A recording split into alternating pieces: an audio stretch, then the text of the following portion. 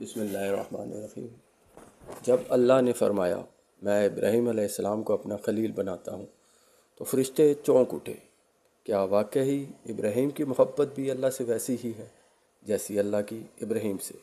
آئیے جانتے ہیں اس مکالمے کا راز۔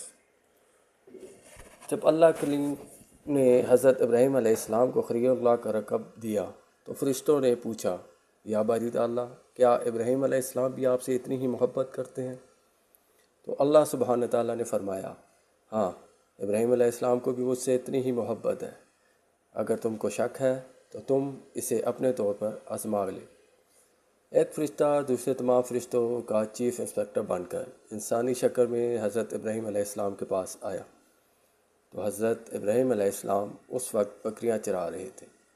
آسمان سے فرشتے کان لگائے آنکھیں کھلی رکھ کر اس نظارے کو دیکھ رہے ہیں کہ کیا پیش آنے والا ہے۔ اللہ بھی دیکھ رہا ہے۔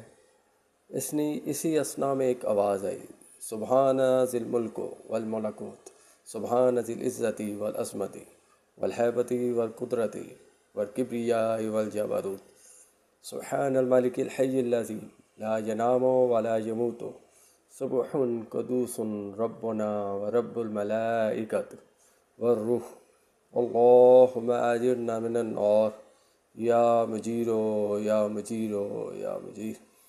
حضرت ابراہیم علیہ السلام نے اتنی میٹھی آواز پہلے کبھی نہ سنی تھی۔ اتنا سرور آیا کہ چاروں طرف دیکھنے لگے کہ یہ آواز کہاں سے آئی ہے، تو قریب ہی بیٹھا ایک آدمی نظر آیا۔ حضرت ابراہیم علیہ السلام نے سبحان اللہ کہا اور دوبارہ سننے کے لیے اس شخص سے فرمائش کی، جس پر اس شخص نے کہا کہ دوبارہ سنانے پر مجھے کیا ملے گا؟ تو حضرت ابراہیم علیہ السلام نے کہا کہ میری آدھی بکریاں تم لے لینا، جس پر فرشتہ نما انسان راضی ہو گیا اور دوبارہ وہی کلمات ابراہیم علیہ السلام کو سنائی۔ حضرت ابراہیم علیہ السلام کو اور زیادہ سرور آیا تو فرشتے سے کہا کہ ایک بار پھر سنا دو، جس پر فرشتے نے پھر کہا کہ بدلے میں مجھے کیا ملے گا؟ تو حضرت ابراہیم علیہ السلام نے کہا کہ میری باقی کی آدھی بکریاں بھی تم لے لینا، جس پر فرشتہ نما انسان پھر راضی ہو کر حضرت ابراہیم علیہ السلام کو تیسری دفعہ وہی الفاظ سنائی، جن کو سن کر حضرت ابراہیم علیہ السلام مزید پرجوش اور بے چین ہو کر فرشتے سے کہا کہ ایک دفعہ پھر سناؤ، جس پر فرشتے نے کہا، اس کے بدلے تم مجھے کیا دو گے؟ تمہاری بکریاں تو اب ختم ہو گئی ہیں۔